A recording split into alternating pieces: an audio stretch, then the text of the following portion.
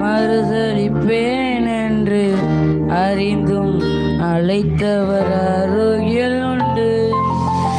நான் வீசும் வலைகள் எல்லாம் வெறுமையாய் வந்தாலும் என்னோடு அவர் இருக்க குறையேது.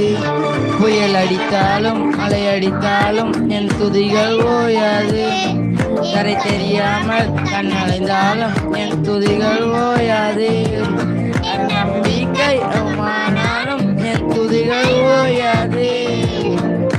கைவிட தெரியாதவரை விட்டு ஓட முடியாது.